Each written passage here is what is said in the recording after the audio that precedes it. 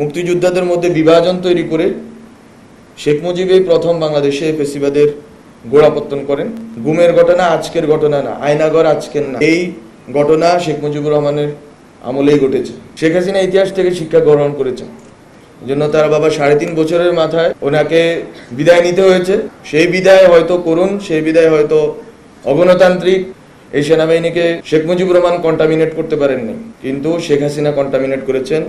উনি এটাকে দূষিত করেছেন। শেখ মুজিবের বন্দনা, শেখ হাসিনার বন্দনা, এসবের মধ্য দিয়ে একটা প্রজন্ম, কয়েকটা প্রজন্মকে তৈরি করে 2041 সাল পর্যন্ত ক্ষমতা স্থায়ী করা তাদের পরিকল্পনা ছিল। রাষ্ট্রের টাকা খরচ করে শেখ হাসিনা প্রশাসনে, পুলিশে এবং বিভিন্ন আইন শৃঙ্খলা বাহিনীতে এই আদর্শিক গুন্ডাদেরকে লালন পালন করতেন। সেখানে সাংবাদিকরাও ছিলেন, সেটাও আমরা জানি। এখন আমরা যেখানেই হাত দিই না কেন ওখানেই আওয়ামী লীগের লোক পাওয়া যায়, যেখানেই হাত দিই না কেন ওখানেই আদর্শিক গুন্ডাদেরকে পাওয়া যায়।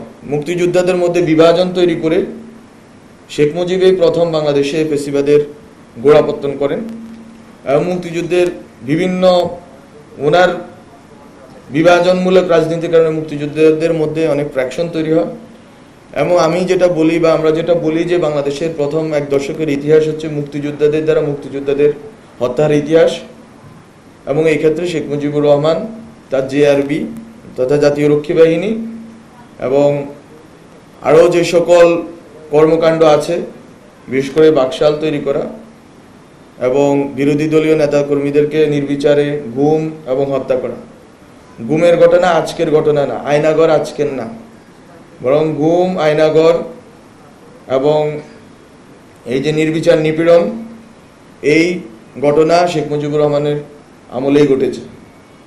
তার মেয়ে যেটা করেছেন, পুরা বাংলাদেশের প্রশাসন যন্ত্রকে জাতীয় রক্ষী বাহিনী বলে কোনো কিছু আর উনি আলাদা করে বানান নাই। উনি যেটা করেছেন, বাংলাদেশ পুলিশকে জাতীয় রক্ষী বাহিনীর রূপে রূপান্তরিত করেছেন, বিজিবিকে সীমান্ত থেকে এনে রক্ষী বাহিনীতে রূপান্তরিত করেছেন। উনি ইভেন পিলখানা হত্যাকাণ্ডের কথা আপনারা জানেন, আগামী 25 ফেব্রুয়ারি পিলখানা হত্যাকাণ্ড দিবস।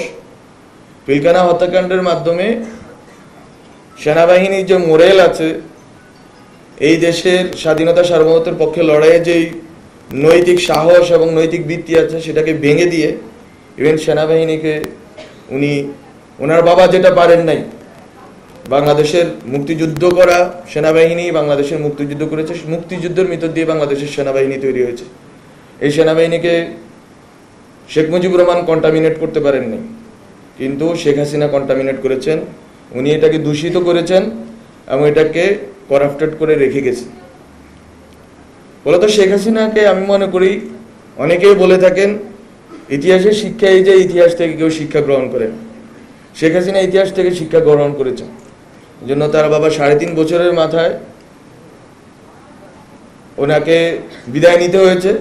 সেই বিদায় হয়তো করুন, সেই বিদায় হয়তো অগণতান্ত্রিক, সেটা নিয়ে আমরা কথা বলতে পারি, কিন্তু উনি যে কোনোভাবেই হোক ক্ষমতা থেকে যেতেন।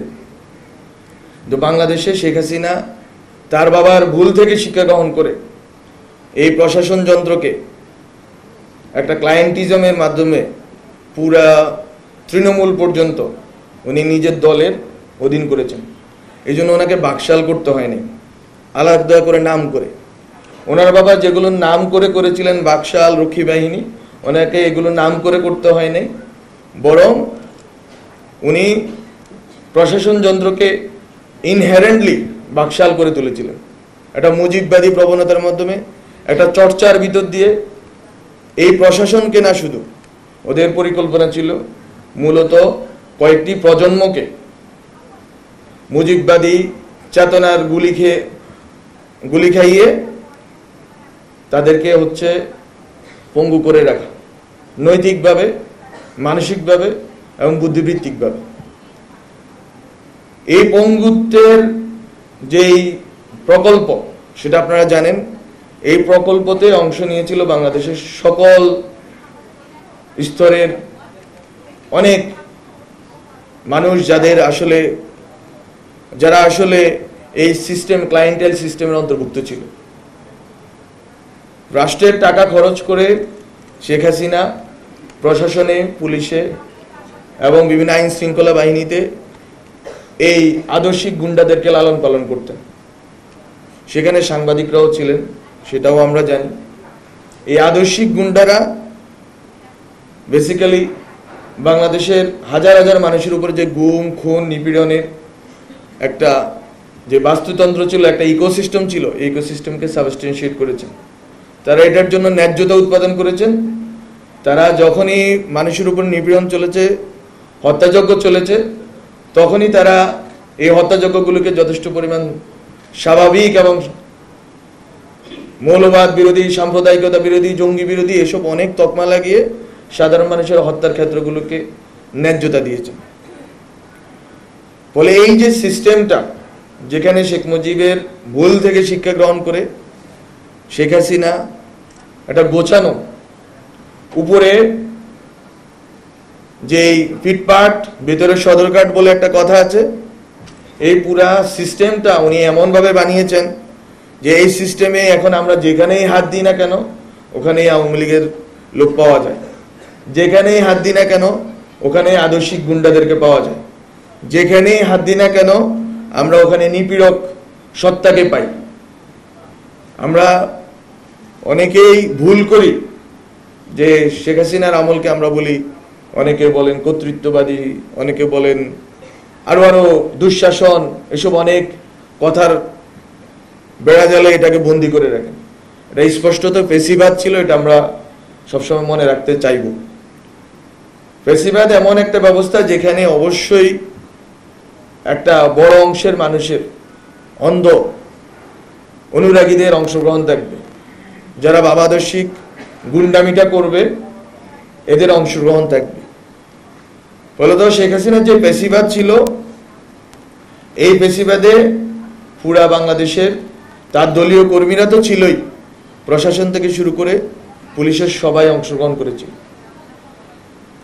এই প্রেক্ষাপটে এই পেশিবাদকে বিলোপের জন্য এই পেশিবাদ যেটা করেছে সেটা হচ্ছে এই বিলোপ। আমরা যে বারবার বলেছি বা বারবার বলতে হয় আমাদেরকে যে পেশিবাদী ব্যবস্থার বিলোপ। কেন আমরা ব্যবস্থার বিলোপ নিয়ে কথা বলি? কারণ এই ব্যবস্থা শুধুমাত্র প্রশাসন যন্ত্রে ছিল না, শুধুমাত্র পুলিশ, বিজিবি, সেনাবাহিনী বিভিন্ন অংশে ছিল না, বরং এই ব্যবস্থা ছিল ব্যক্তি ধরে ধরে প্রত্যেকটা ব্যক্তি মানুষের মানবিক মর্যাদাকে লুণ্ঠন করার ব্যবস্থা।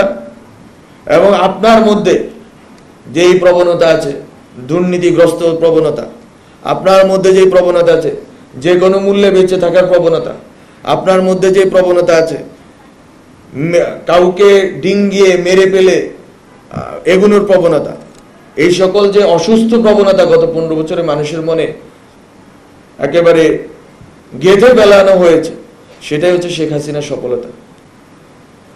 উনি শুধু বাংলাদেশের রাষ্ট্রযন্ত্র, প্রশাসন যন্ত্র অথবা এই যে রাষ্ট্রের প্রতিষ্ঠানকে ধ্বংস করেননি, উনি বাংলাদেশের জনগণ, ব্যক্তি মানুষকে পর্যন্ত দূষিত করে রেখে গেছেন, করাপ্টেড করে রেখে গেছেন, কন্টামিনেটেড করে রেখে গেছেন।